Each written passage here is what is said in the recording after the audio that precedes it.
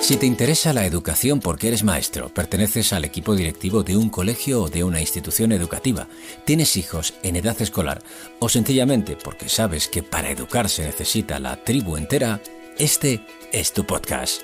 Bienvenidos a Maestros en la Educación.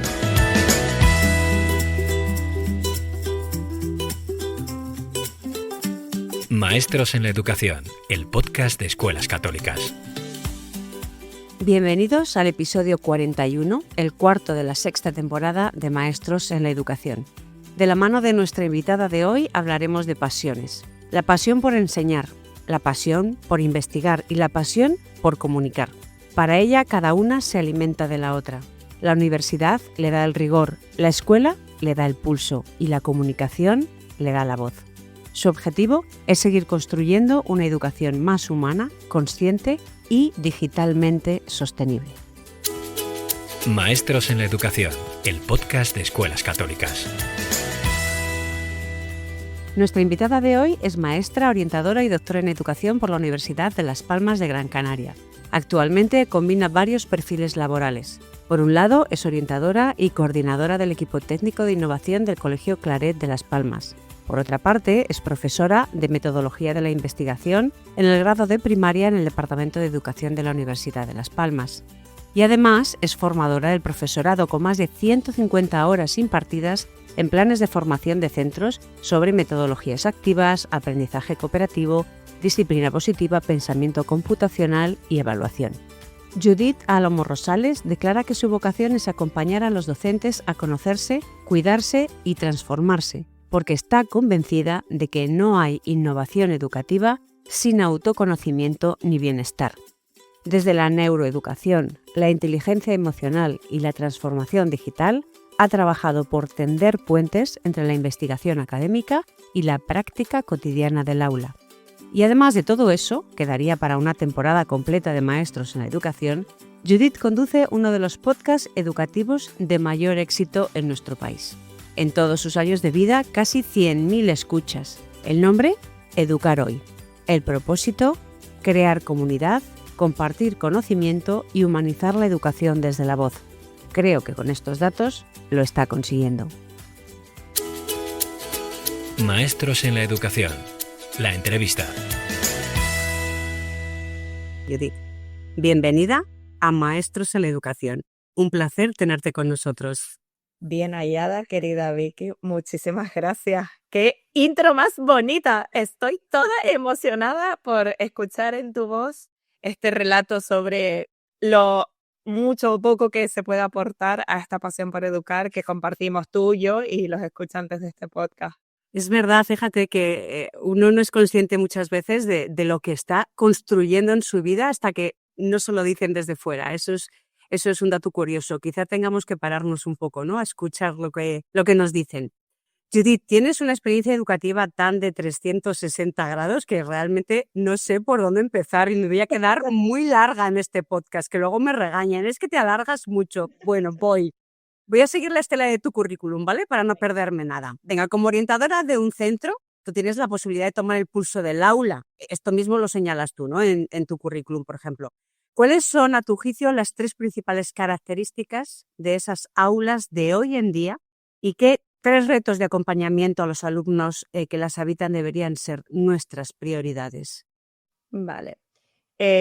Principales características que nos pueden atravesar a todos ahora mismo, a todos los docentes, da igual en donde estés, que estés en Galicia, en Canarias, en Madrid, en Latinoamérica, si estás escuchando este podcast desde otros lados, que esta es la magia del podcast, ¿no?, que puede estar en cualquier lugar del mundo. Una característica para mí es que son aulas diversas. Esa es como la primera característica, que si tomo una foto a un aula de hoy, es como quizás hace unos años pues había más rasgos comunes en el alumnado, las familias y tal, y ahora mismo todo eso no tiene nada que ver, porque hay muchísima diversidad, hay muchísima más expresión de la vida tal cual es, cosa que me parece maravillosa, ¿no?, que acojamos en los centros y en nuestras aulas la diversidad y que intentemos trabajar por la inclusión. La inclusión junto con recursos personales, materiales, formación y acompañamiento, porque si no, no es inclusión, es frustración constante del profesorado, de las familias e incluso del alumnado. Entonces, la primera característica para mí es la diversidad, ¿no? Somos personas diversas. Y no me refiero a diagnósticos ni a identificación, sino a maneras de ver el mundo, a background, a entornos familiares muy diversos y que eso lo tenemos que abrir, acoger y tomar conciencia de la diversidad, ¿no? Ya solo partiendo de que nuestro cerebro se cablea de manera diferente una vez nacemos y dependiendo de todo nuestro contexto personal y familiar, de nuestro temperamento, de nuestro carácter, pues cuanto más si lo comparto con otros alumnos o alumnas que están conmigo siendo compañeritos y con un profesor o una profesora que también es diverso en sí mismo. Entonces, la primera característica, la diversidad. La segunda característica, quizás no tan positiva, es que son aulas dispersas. Tenemos una gran crisis de la atención, ¿verdad? Esto es algo que compartimos todos, no solo por la tecnología, por supuesto, la tecnología, los dispositivos y cómo están diseñados para atraparte, para que te quedes en ellos, sino también por la velocidad a la que va todo, por la interconexión que tenemos con la globalización que tenemos en la realidad actual, ¿no? Pasa cualquier cosa, una pandemia, ¿no? Hace 5 años pasó una pandemia, nos afecta a todos. Esta dispersión nos puede pasar facturas porque nuestro cerebro sigue siendo, aunque es un músculo muy sofisticado, pero sigue siendo el mismo que estaba en las cavernas y que no está preparado para esta sobreestimulación, para esta rapidez. Entonces, creo que la dispersión es otra de las características que veo yo en las aulas, tanto en infantil como en primaria, en secundaria, como en la universidad, quiero decir. Los alumnos que yo tengo hoy en día, que me parecen maravillosos, yo siempre voy a hablar bien de mis alumnos porque es lo que hay y con eso hay que arar y hay que construir y hay que sacar de ellos lo mejor. Pero sí que es verdad que se ve mucho esa capacidad atencional bastante tocada, de esa capacidad atencional de tener el foco y de tenerlo sostenido durante mucho tiempo. Nos pasa a niños y adultos también. Hace mucho tiempo que no vas a charlas de 2 horas o 3 horas sin que se te meta una pequeña dinámica o taller. Por eso mismo, porque ya la gente no es capaz de escuchar 2 horas seguidas una clase magistral, ¿no? Entonces, eso sería imposible. Esa sería la segunda característica que te diría de las aulas. Y la tercera característica, yo creo que somos personas que estamos en constante búsqueda de sentido, ¿no? Antes quizás éramos más receptores de información y esto era lo que el profe te decía o tus padres te decían o la sociedad te decía o la iglesia te decía, ¿no? En plan como que todo venía como muy pautado y ahora veo mucho cuestionamiento constante, ¿no? En el para qué tengo que aprender esto, para qué tengo que estudiar esto, para qué. Entonces todo tiene que estar como más pensado, más diseñado para no solo para la aplicación, sino también para la trascendencia, o sea, para que ellos vean que lo que están haciendo ahora les va a impactar en el futuro y que realmente le construye. Hay cosas que no vas a ver tú ahora porque tienes 7 años y eres incapaz de visualizar, ¿no? Pero cuando tengas 25 vas a necesitar aprender este tipo de operaciones en matemáticas o lo que sea porque tienes que construir otras cosas, ¿no? Entonces esas tres, la diversidad, la dispersión y la búsqueda de sentido. Me parece que es una diana muy interesante la que lanzas. Y entonces, para acompañar esa diversidad, esa dispersión, esa búsqueda de sentido, ¿qué retos de acompañamiento tenemos? Oh. 3 retos, porque tiene tela la tela. Tiene tela. Mira, el primer reto para mí, que está muy alineado con escuelas católicas y creo que ahí tuvieron un acierto muy bueno, que es crear entornos seguros, ¿no? Crear entornos emocionalmente seguros, esa escuela del cuidado. Ese que yo voy a trabajar como docente y yo siento que contribuyo, pertenezco y que no va a pasar nada porque me equivoque, porque tenga un drama familiar, porque me van a sostener. Sostener no es ocupar todo el espacio. Sostener es que respetan. Sostener es que tengo a alguien, algún compañero, algún directivo con el que yo pueda hablar. Yo en ese rol docente, en ese rol madre también, ¿no? Que pueda ir a la profesora y decirle, mira, pues estamos pasando familiarmente por este momento, o estamos muy contentos por esto, también puedes alegrarnos también por eso. Y por supuesto los primeros y los protagonistas, los alumnos, ¿no? Que ellos En contraposición tendríamos como todos estos casos de acoso, de bullying, ¿no? Pues entonces irnos como a ese entorno, crear, ya sabemos lo que no queremos, que es lo que sí, crear ese entorno seguro, emocional, que es muy importante para después irnos al aprendizaje y a la enseñanza. Pero si de base no tenemos eso, es muy difícil. Eso sería como mi primer reto. Ya con que vengan bien, que vengan tranquilos. Es terreno abonado para el éxito total. Totalmente.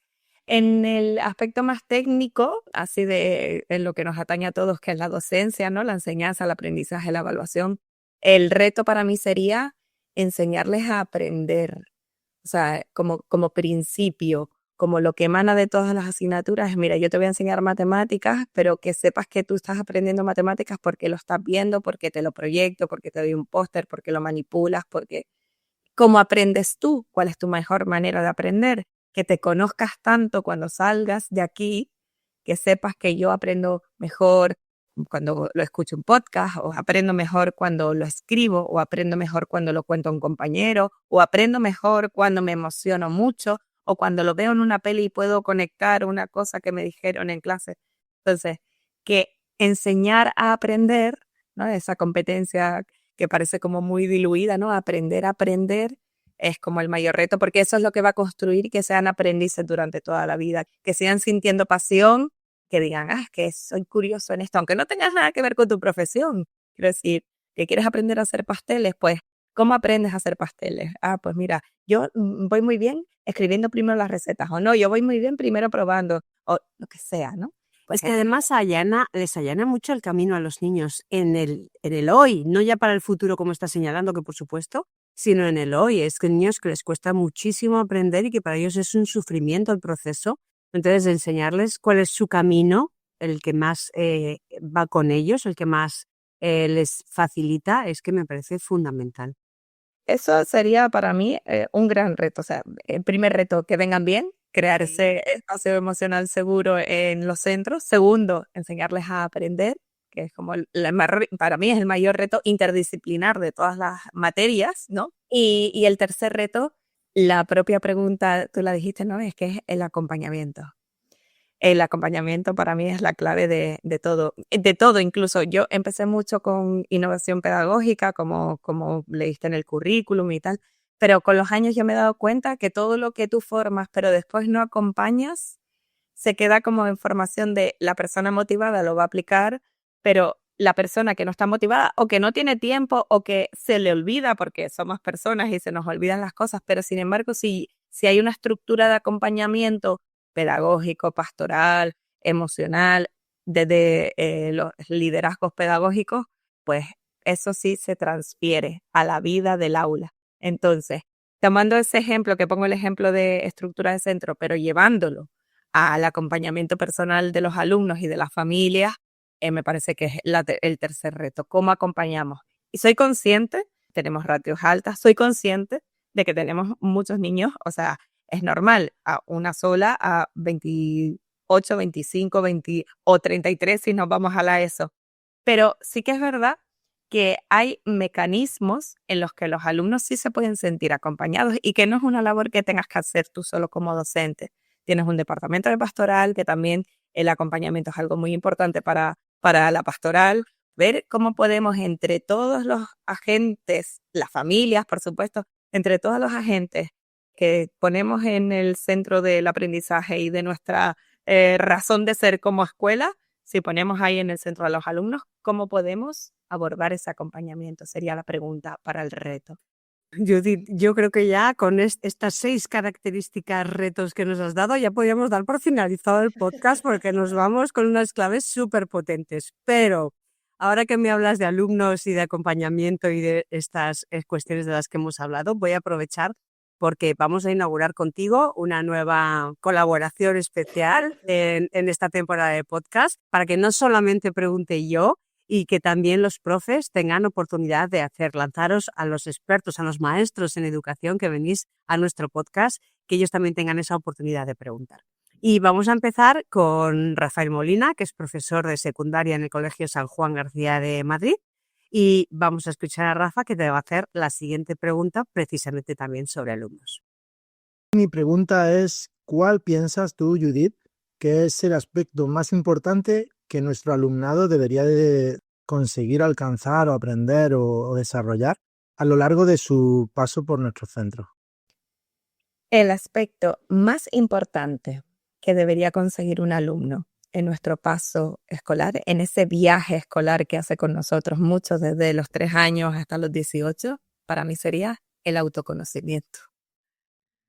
Eso, para mí, que un alumno tenga esa habilidad de mirar una persona, de mirar hacia adentro, y después la acción sería mirar hacia afuera, ¿no? Pero ese autoconocimiento, decir quién soy, qué se me da bien, cuáles son mis virtudes, con qué tipo de compañeros, amigos me siento mejor, qué me divierte, qué se me da mal, en dónde estoy limitado, cuáles son mis frustraciones. O sea, no todo lo bueno, también todo lo malo, porque cuanto más autoconocimiento tengas, mejor respuesta a los retos de tu vida vas a tener, porque vas a alimentar esas herramientas personales, profesionales, vocacionales, ¿no? Pues me siento muy vocacionada a ser médico. Maravilla.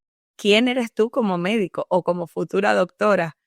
¿Quién eres tú como mecánico? Me da igual la profesión, o sea, yo no hablo no digo la vocación, sino quién eres tú, que eres tan maravilloso ya solo por el hecho de existir. ¿Quién eres tú? Ese autoconocimiento, si lo trabajáramos desde las diferentes materias, desde el viaje educativo que tienen los alumnos, que pasan muchas horas en nuestros coles, ¿no? Y a mí me parece muy triste que lleguen como a la crisis de la mediana edad y decir, ¿y quién soy yo? ¿Sabes? ¿Y quién soy yo el que habla aquí?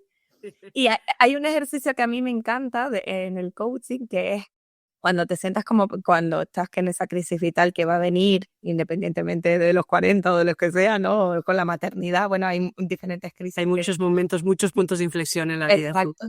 La pregunta es, ¿qué hacías tú de pequeña que se te daba bien o que te decían tus compañeros del cole que se te daba bien? Que podría ser leer, dibujar, escuchar, organizar el juego en el patio, hablar en clase. Entonces, en ese tesoro en el que ellos en la infancia se expresan de la manera más genuina, cuando somos adultos y estamos en crisis, vamos a recuperar ese tesoro que teníamos en la infancia.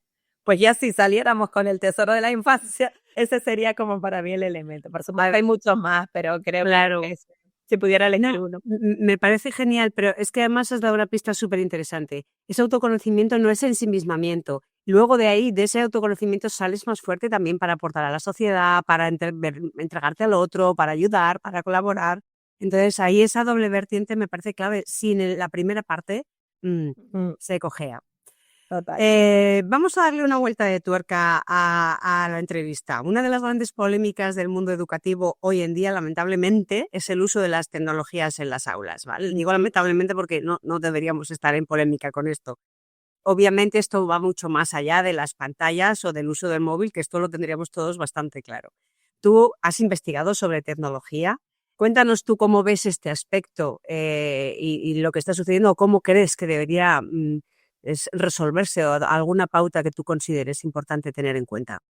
Pues, a ver, es un tema que está bastante en boga, ¿verdad? Y que creo que es como muchas de las cosas que vienen en moda, viene una ola y ahora todo el mundo está, así como vino la ola de la digitalización a tope, ahora estamos en la ola de bascular hacia las no pantallas, hacia tal. Entonces, yo creo, como muchos de los docentes con los que comparto debates así, o padres y madres, están en el equilibrio, ¿no? Pero el equilibrio no es en 50-50, sino el equilibrio está en la pregunta, ¿no?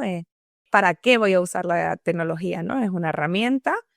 Si esta herramienta me ayuda a conseguir un objetivo pedagógico, bienvenida sea.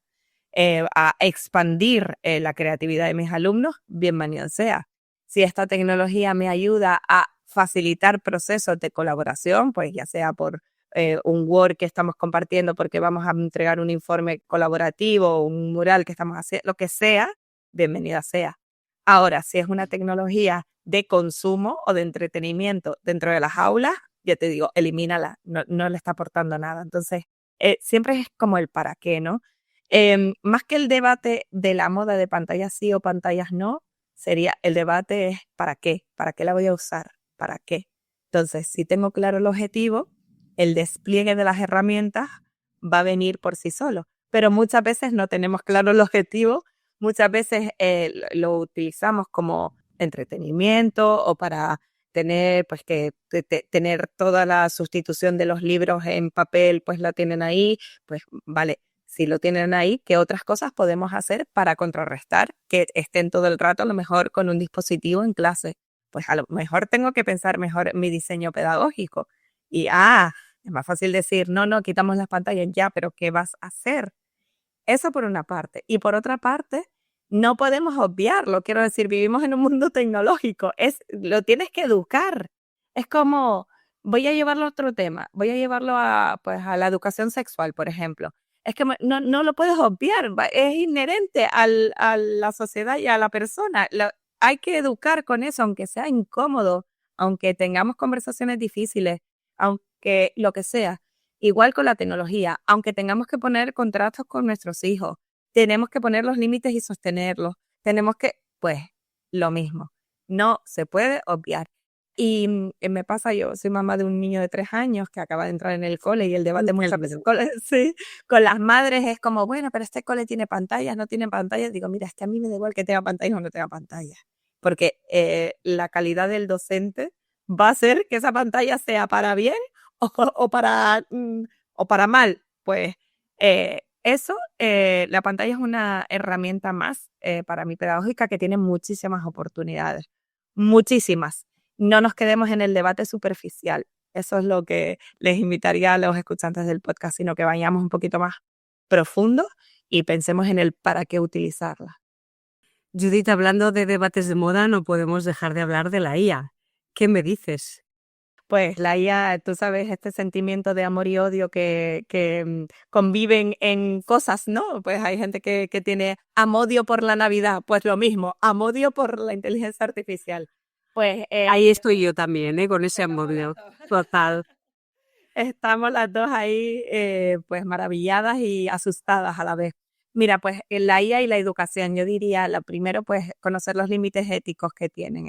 Creo que hay una edad en la que los chicos y chicas pueden empezar a utilizarla, pues no traspasar esa edad como entorno, como profesionales de la educación, independientemente de que ellos lo usen en casa, ahí nosotros no ni pinchamos ni cortamos, pero el centro ser garante de esa seguridad y de ese límite ético. Yo te diría que si eres un profe que quiere empezar a utilizar la inteligencia artificial, que empieces por ti, por tus tareas docentes. A lo mejor es una buena manera de empezar a repensar tus diseños pedagógicos. Pues mira, tengo un aula que le cuesta mucho las matemáticas en proponme actividades o dualízame esta situación de aprendizaje. O no, entonces esa parte de competencias docentes que tengo que hacer, ese detrás de escena de profe, pues juega la IA con eso, que tiene gran cantidad de información y no te hace falta un experto, una asesora pedagógica que te ayude a hacerlo porque ya lo tienes en casa. O cómo puedo ahorrar tiempo, cómo puedo conectar mejor con mis alumnos, no sé, estos grandes retos transversales, pues conversa con la IA. Y ahí te vas a dar cuenta de las alucinaciones, de lo que falla, de lo que no, porque cuando tú lo pongas a trabajar con los alumnos, les va a pasar a ellos, pero tú ya has pasado por ese proceso. Entonces es importante como saber cómo opera. Y por supuesto, el pensamiento crítico. Buenas preguntas, por favor. Pero no los alumnos, tú, adulto, no te creas la primera respuesta, sino conversa mejor, haz mejores prompts y vete otra vez al para qué, más profundo, mejor. Aliméntala también con tus propias fuentes de información, con artículos de investigación, con libros, y di, oye, de este libro, ¿cuáles son las principales ideas que saca esta autora? ¿Cómo lo puedo explicar a alumnos de 15 años? Pues eso, hazlo robusto. Igual que si fuera un cerebro, pues hazlo robusto para que te dé y que trabaje para ti y que te ayude a expandir tus límites, a expandir tu creatividad. Como un aliado, yo lo vería como un aliado, pero con cuidadito y estando muy informado de la transparencia, de los límites éticos y sobre todo cuando estamos hablando de menores y su trabajo con la inteligencia artificial. Fíjate qué importante que la escucha activa y el diálogo también son importantes con la IA. Al final, todo esto, que son bases de la comunicación, acaban transmitiéndose también a algo como la inteligencia artificial. Judith, sueles decir que el docente es el corazón del sistema educativo. Estoy totalmente de acuerdo por mi experiencia en escuelas católicas y por mi experiencia como madre. Dices que una variable fundamental es la formación y que otra variable fundamental es el bienestar. Dime así, 2 pinceladas, porque sé que esto nos daría otra vez para una tesis. Dime, en la clave de la formación. Yo soy un centro que estoy acogiendo a un profe Nobel. ¿Qué tipo de formación sería la esencial que tú crees que debería fomentar ese centro en ese profesor que acaba de aterrizar en nuestras aulas? Bueno, esta pregunta yo la he reflexionado mucho porque para mí es uno de los grandes retos de acompañamiento a los profes, pero me quedo con 2. La primera, la gestión de aula y la gestión de personas. No me gusta quizá la palabra gestión, más bien a lo mejor conexión con las personas, porque los alumnos son personas que van a tener sus desbordamientos emocionales, van a tener sus conflictos, van a tener sus dramas, inevitablemente sus cositas grandes o pequeñas. Pues tú como líder del aula, ¿no, Bel? Da igual cuántos años tengas, vas a tener que acompañar eso. Y si tú no tienes herramientas de gestión personal, te va a costar mucho. Igualmente, pues los límites, la disciplina, el respeto mutuo, ¿no? Ahí englobaría como toda esta parte invisible, pero tan importante que hace un buen profesor, que es la gestión de aula. Y el segundo gran ámbito, la pedagogía, y aquí voy a tirar para la universidad, la pedagogía basada en evidencias científicas, ¿no? El comprender mejor cómo aprendemos las personas, cómo se da mi materia que conecte mucho más con ellos, cuáles son las prácticas educativas que hacen que los alumnos aprendan mejor, aprendan más rápido, se emocionen más, se diviertan, se motiven. Pues todo eso, no solo porque una persona, un formador, una formadora me lo cuenta, sino porque yo docente tengo pensamiento crítico y hablo con mi guía y le digo, oye, ¿qué evidencias científicas hay sobre esto?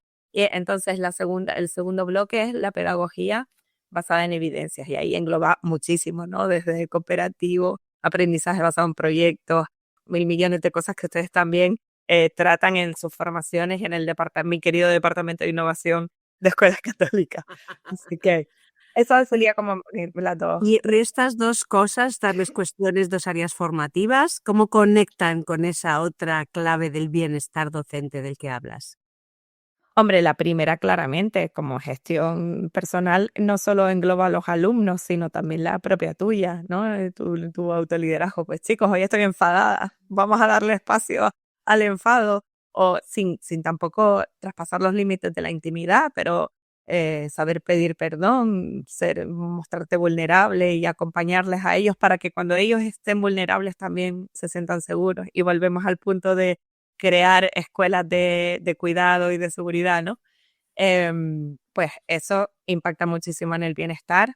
Y creo que con el bienestar docente también hay una cuestión que es la vocación, ¿no? Muchas veces los profes estamos en burnout porque perdemos como esa primera llamada al servicio de los alumnos, de las familias, al impacto social que tiene tu labor. Es que esos niños van a ser para ti 9 meses. ¿Sabes? Que no hay otra persona, no hay más. O sea, tú eres su profe de química, no va a haber otro profe de química, eres tú.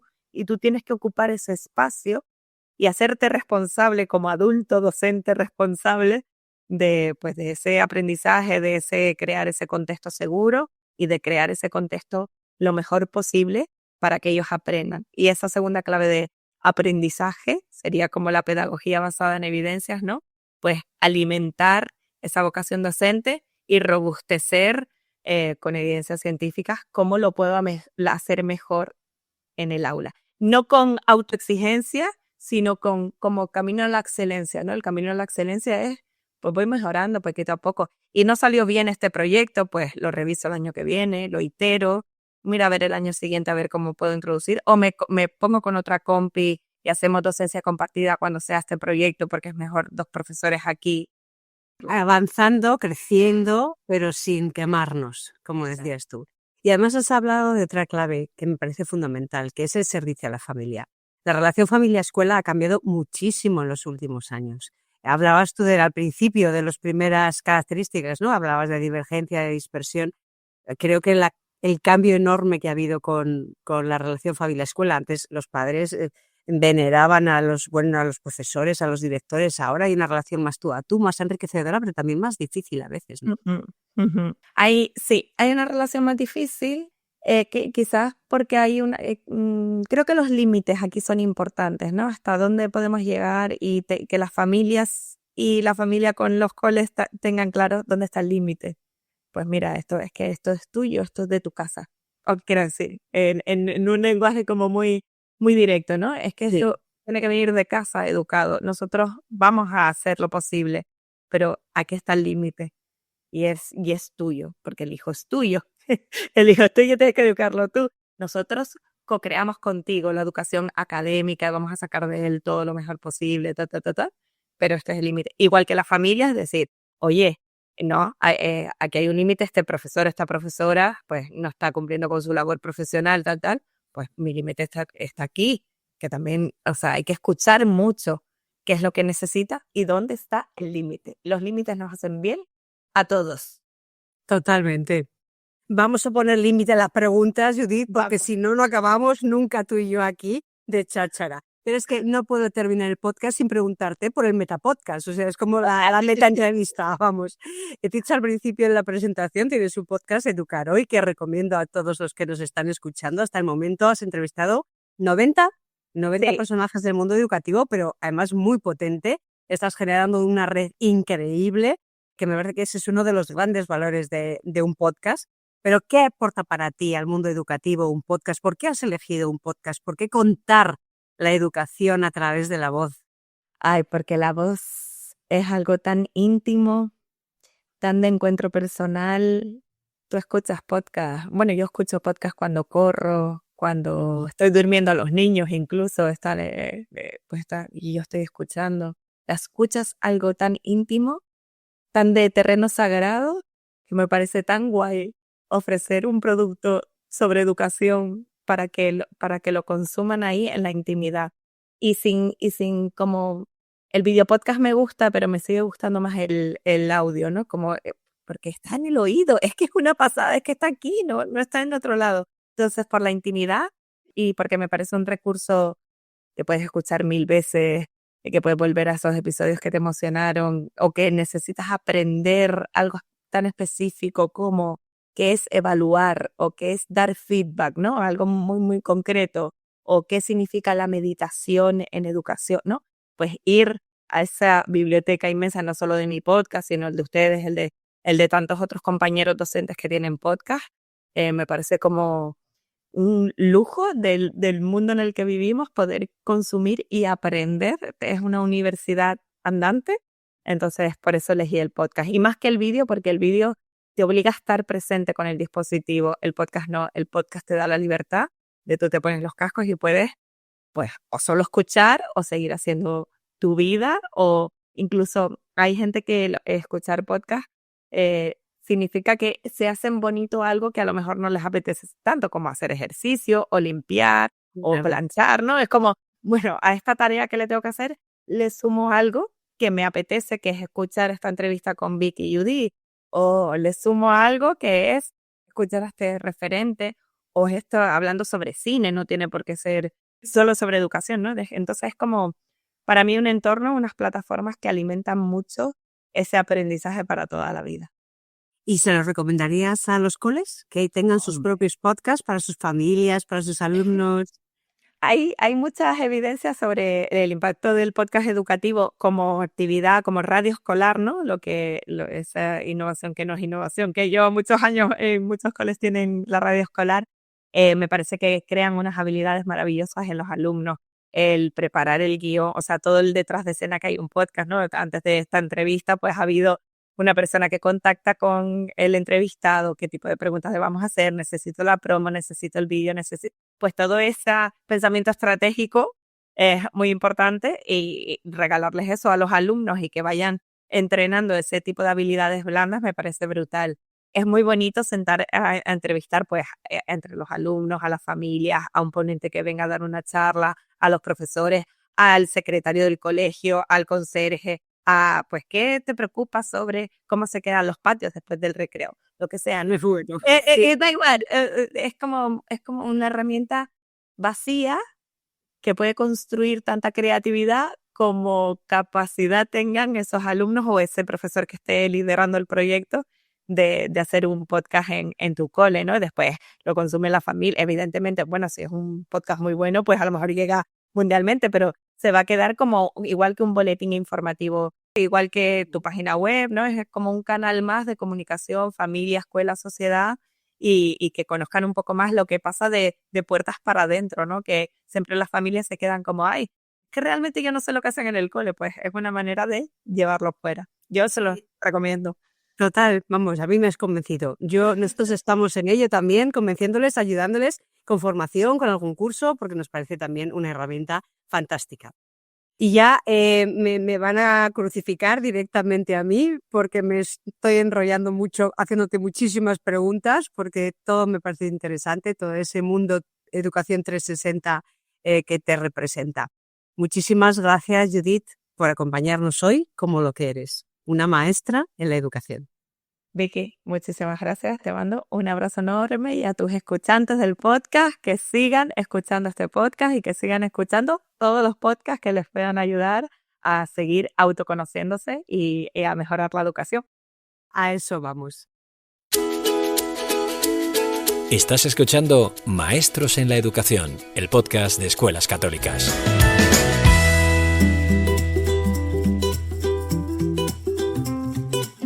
De esta charla con Judith me quedo con su definición de las 3 principales características de los alumnos en las aulas de hoy en día: la diversidad, la dispersión y la búsqueda de sentido. Y con los 3 retos que considera que afrontamos: ser escuelas de cuidado, enseñar a aprender y acompañar. En el viaje escolar de la vida de un alumno, Judith Álamo está segura de que es fundamental fomentar su autoconocimiento. Eso les hará adultos seguros, con capacidad de respuesta a los retos de la vida y con capacidad de aportar a la sociedad. Por todo, Judith, gracias. Termina el episodio número 41, el cuarto de esta 6ª temporada de Maestros en la Educación. Si te ha gustado, no olvides suscribirte y compartirlo. Puedes encontrar Maestros en la Educación en las principales plataformas de podcast. Gracias por confiar en nosotros y sobre todo gracias por creer en la educación. Maestros en la Educación. Síguenos en nuestras redes sociales.